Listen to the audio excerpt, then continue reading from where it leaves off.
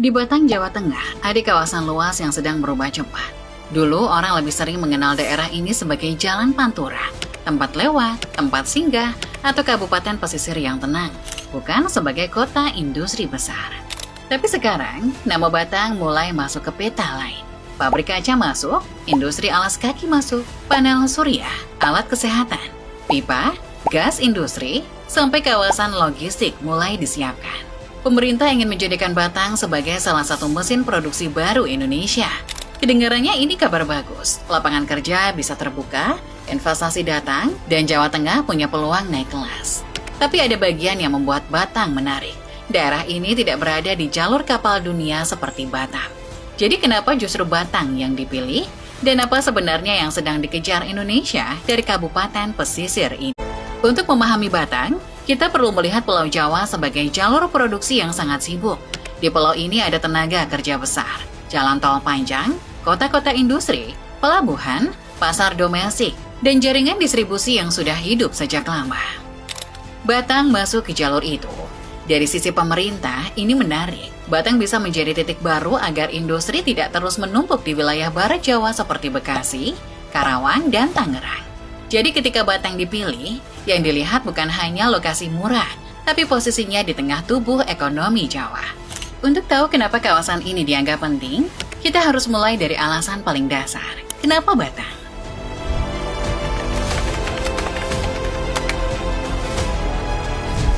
Batang dipilih karena posisinya masuk akal untuk industri hari ini. Kabupaten ini berada di pesisir utara Jawa Tengah, dekat jalur Pantura, tersambung ke tol Trans Jawa, dan masih punya lahan luas untuk ditata sebagai kawasan industri besar. Bagi pemerintah, kombinasi seperti ini sulit diabaikan. Industri butuh tanah, jalan, listrik, air, pekerja, dan jalur keluar untuk barang. Batang punya wilayah untuk menggabungkan semua kebutuhan itu dalam satu kawasan yang lebih terencana. Karena itu, pemerintah menyiapkan kawasan industri besar bernama Grand Batang City atau KITB. Dengan luas sekitar 4.300 hektar, hampir seukuran Jakarta Pusat. Di dalam kawasan besar ini, pemerintah kemudian menetapkan KEK Industropolis Batang seluas sekitar 2.886 hektar yang berada di Subah, Banyu Putih, dan Gringsing. Fokus utamanya tetap jelas, produksi, pengolahan, logistik, dan distribusi. Targetnya juga besar, investasi sekitar 74,5 triliun rupiah dan sekitar 58.000 lapangan kerja. Arah itu juga terlihat dari kerjasama luar negeri. Pada 2025, KEK Industropolis Batang menandatangani MOU dengan China State Construction Engineering Corporation dalam program Two Countries Twin Park. Tahap awalnya diarahkan untuk mengembangkan sekitar 500 hektar lahan industri dengan potensi investasi yang disebut bisa mencapai 60 triliun rupiah. Dari sini terlihat jelas, Batang sedang disiapkan untuk masuk ke jaringan industri global, bukan hanya melayani pasar lokal. Untuk Jawa Tengah, ini bukan angka kecil. Selama bertahun-tahun, banyak anak muda dari daerah harus pergi ke kota industri lain untuk mencari pekerjaan. Kalau Batang berhasil tumbuh, sebagian peluang itu bisa muncul lebih dekat dari rumah mereka sendiri. Dampaknya juga bisa menyentuh usaha kecil di sekitar kawasan. Saat pabrik beroperasi, warung makan, kos-kosan, kontrakan, laundry, bengkel, transportasi lokal, sampai jasa kecil lain ikut punya peluang berkembang. Batang juga memberi pilihan baru bagi Indonesia. Kawasan industri di Barat Jawa sudah sangat padat. Harga tanah tinggi, jalan sering macet, dan tekanan kota makin berat. Batang masih berada di Pulau Jawa, dekat tenaga kerja dan pasar besar, tapi punya kesempatan untuk dibangun lebih rapi sejak awal. Setelah tahu kenapa Batang dipilih, kita harus tahu pabrik apa saja yang sebenarnya mulai masuk ke sana.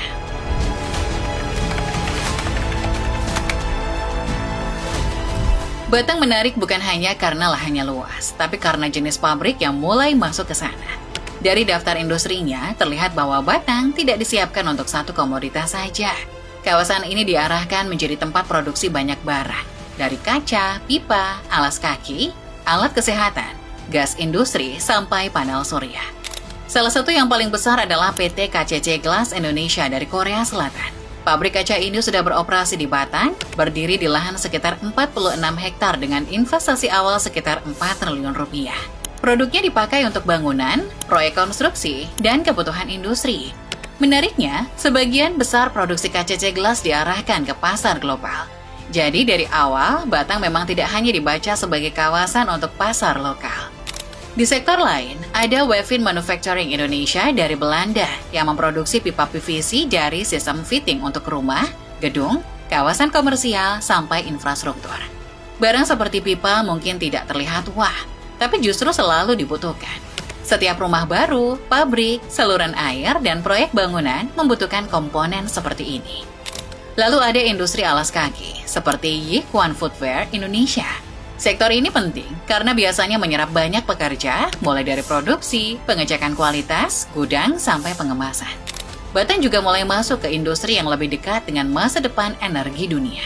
SEG Solar. SEG Solar membangun pabrik panel surya dengan investasi lebih dari 500 juta dolar Amerika Serikat di atas lahan sekitar 40 hektar. Kapasitas produksinya disebut mencapai 5 gigawatt untuk sel surya dan 5 gigawatt untuk modul, dan hampir seluruh produknya diarahkan untuk ekspor ke Amerika Serikat. Selain itu, masih ada alat kesehatan lewat Jaya Mas Medica Industri atau OneMed, Acindo Medica, industri keramik, gas industri dari Samator, PVC kompon, sampai produk pendukung bangunan. Sekilas, daftarnya terlihat campur-campur, tapi polanya jelas. Batang sedang dibuat untuk melayani kebutuhan manufaktur yang luas, dari rumah sakit, proyek bangunan, industri energi, sampai barang konsumsi. Peluangnya jelas, pekerjaan, pajak, aktivitas ekonomi, dan harapan baru bagi daerah. Tapi begitu barang-barang itu selesai diproduksi, semuanya harus keluar dari Batang menuju pelabuhan, lalu bergerak ke pasar yang lebih jauh. Disinilah tantangan Batang muncul, karena Batang tidak berada di jalur kapal dunia seperti Batang. Barang dari kawasan ini harus mencari jalan keluar lebih dulu sebelum sampai ke laut.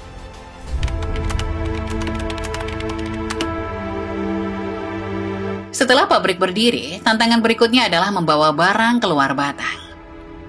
Kaca yang sudah jadi, panel surya, pipa, alat kesehatan atau komponen alas kaki tidak bisa langsung sampai ke pasar luar negeri. Barang-barang itu harus masuk gudang, dikemas dalam kontainer, dicatat dokumennya, lalu dikirim ke pelabuhan sebelum naik kapal. Disinilah Batang berbeda dari Batam. Batam dekat dengan Selat Malaka, jadi barangnya lebih cepat bertemu jalur kapal internasional. Batang tidak punya posisi seperti itu. Barang dari kawasan ini harus bergerak dulu lewat darat, maka jalur logistiknya harus jelas. Dari pabrik, kontainer dibawa ke pusat logistik kawasan. Setelah itu, barang bisa dikirim lewat truk atau rel menuju pelabuhan, terutama pelabuhan Tanjung Emas di Semarang sebelum diteruskan ke rute kapal yang lebih jauh. Karena itu, dry port menjadi bagian penting. Dry port bisa dipahami sebagai pelabuhan darat. Tempat kontainer dikumpulkan, diatur, dan disiapkan sebelum dikirim ke pelabuhan laut. KEK Industropolis Batang sedang menyiapkan dry port yang terhubung dengan rel kereta bersama KAI dan Pelindo. Kapasitas awalnya disebut sekitar 600.000 sampai 650.000 TEUs per tahun dan bisa naik sampai 1 juta TEUs jika aktivitas kawasan makin besar. TEUs adalah ukuran standar kontainer dalam perdagangan laut. Kalau sistem itu berjalan, Batang bisa menjadi pusat produksi baru dari Jawa Tengah. Tapi kalau salah satu jalurnya tersendat, pabrik besar pun bisa ikut melambat. Ekspor dari Batang akhirnya bukan cuma soal membuat barang bagus, tapi juga seberapa lancar barang itu bergerak dari pagar pabrik sampai ke kapal. Dan ketika jalur ini mulai hidup, dampaknya tidak berhenti di angka ekspor. Pekerja datang, usaha kecil bergerak, dan daerah sekitar turut mengikuti ritme pabrik. Dari sinilah sisi positif Batang mulai terasa.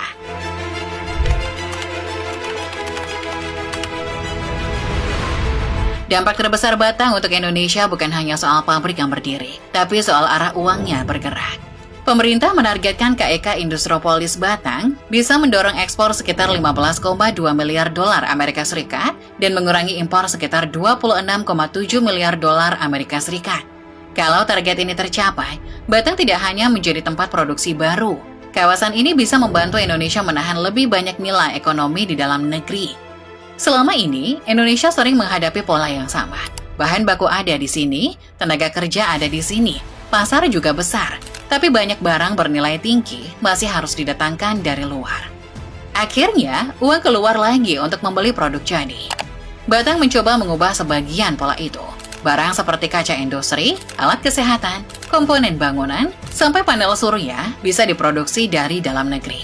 Sebagian dipakai untuk kebutuhan Indonesia, sebagian lagi dikirim ke pasar global. Kalau berjalan baik, yang tumbuh bukan hanya kawasan Batang, tapi juga posisi Indonesia dalam rantai produksi dunia.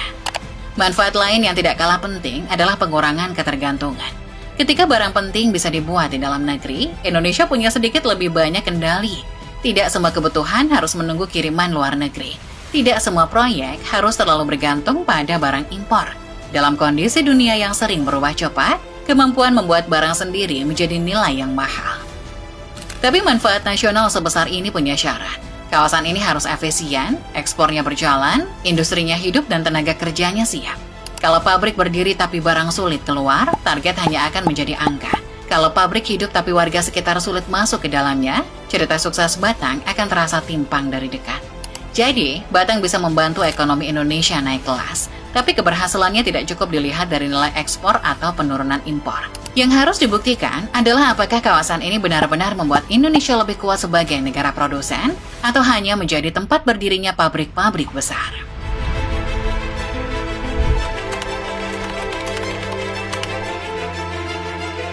Batang bisa menjadi kabar baik untuk Indonesia. Pabrik masuk, ekspor disiapkan, dan peluang kerja mulai terbuka. Dalam keterangan resminya pada 2025, KITB menyebut kawasan ini sudah menyerap 7.008 tenaga kerja dengan lebih dari 80% berasal dari Kabupaten Batang dan sekitarnya. Hal ini menunjukkan bahwa manfaat kawasan industri tidak hanya berhenti di investor dan perusahaan besar. Ada warga sekitar yang mulai mendapat jalan masuk ke dalam perubahan itu. Tapi perubahan sebesar ini tetap punya sisi yang harus dijaga. Studi Geomedia pada 2025 mencatat, sekitar 15,1% atau lebih dari 3.200 hektar wilayah kajian di sekitar KITB mengalami alih fungsi lahan. Sebagian tanah yang dulu berupa hutan tanaman, lahan terbuka, pertanian, perairan, atau semak belukar mulai berganti peran mengikuti perkembangan kawasan industri. Ini bukan sekedar perubahan warna di peta. Ketika lahan berubah, cara hidup warga sekitar ikut bergeser. Pekerjaan lama berkurang, harga tanah bergerak, jalan lokal makin sibuk, dan kampung sekitar mulai mengikuti ritme pabrik. Urusan tanah juga pernah menjadi pekerjaan rumah yang serius. Pada April 2026, Kepala Staf Kepresidenan Muhammad Kodari menyebut belum terbitnya HGB di KITB bisa menghambat investasi, beresiko melanggar regulasi, bahkan membuat ekspor salah satu tenan tertunda. Dari sini terlihat, proyek sebesar Batang pun masih bisa tersandung hal paling dasar, kepastian lahan. Di pesisir, kekhawatiran juga mulai muncul. HNSI Batang pada April 2026 menyoroti rencana 2 pulau buatan yang dikaitkan dengan pengembangan KITB. Kekhawatirannya sederhana, jangan sampai kawasan tangkap nelayan kecil ikut terdesak, terutama nelayan yang hidup dari perairan dekat pantai. Ini menunjukkan bahwa pembangunan industri tidak hanya bicara pabrik dan kontainer, tapi juga menyentuh laut tempat sebagian warga mencari makan. Jadi, Batang bukan cerita hitam putih. Kawasan ini bisa membantu Indonesia naik kelas sebagai negara produsen, tapi pekerjaan, tanah, dan lingkungan harus dijaga agar warga sekitar tidak hanya melihat perubahan dari luar pagar. Karena pada akhirnya, keberhasilan Batang tidak cukup dihitung dari berapa banyak pabrik berdiri atau berapa kontainer keluar dari kawasan. Ukuran yang lebih jujur ada pada orang-orang yang tinggal paling dekat dengannya. Apakah mereka ikut naik bersama industri, atau hanya menjadi penonton di wilayahnya sendiri?